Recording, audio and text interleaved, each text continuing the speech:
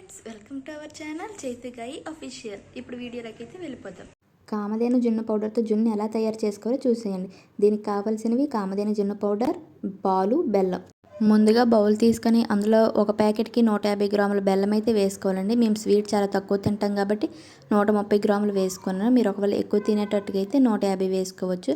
అలానే ఒక ప్యాకెట్కి 1/2 లీటర్ పాలు అయితే వేసుకోవాలండి. నేను అంగన్వాడి పాలు ఇంట్లో ఉంటే అంగన్వాడి పాలతో అయితే చేస్తున్నాను, లేదా మీరు క్రీమ్ మిల్క్తో కూడా చేసుకోవచ్చు అనమాట. బెల్లం కరిగే వరకు బాగా కలుపుకోవాలి. కరిగినాక చూసారా పాలు అనేవి కలర్ అయితే చేంజ్ అయ్యాయి. ఇప్పుడు వీటిలోకి మనము కామధేను జున్ను పౌడర్ ప్యాకెట్ అయితే తీసుకోవాలండి. కట్ చేసుకొని ఇంకా పాలలో బెల్లంలో కలిపి వేసుకోవాలన్నమాట. ఇంకా ఉండలు లేకుండా మనం మంచిగా మిక్స్ చేసుకోవాలి. జున్ను తినాలనిపించినప్పుడు జున్ను పాలు లేవని బాధపడకుండా ఇలా ఇన్స్టెంట్ జున్ను పౌడర్ తెచ్చుకొని సింపుల్గా ఈజీగా చేసుకోవచ్చు. 5 మినిట్స్లో అయిపోతుంది మనకి. మీకు ఇంకా ఎలాంటి వీడియోస్ కావాలి ఏంటి అనేది కామెంట్ అయితే చేయండి. అలాగే ఈ వీడియో కనుక మీకు నచ్చితే లైక్ చేయండి, షేర్ చేయండి, సబ్స్క్రైబ్ కూడా చేసుకోండి ఫ్రెండ్స్. ఎవరైనా ఫస్ట్ టైం కనుక ఈ వీడియో చేస్తే ఒకసారి ఛానల్లోకి వెళ్ళి వీడియోస్ అని చెక్ చేసి సబ్స్క్రైబ్ అయితే చేసుకోండి.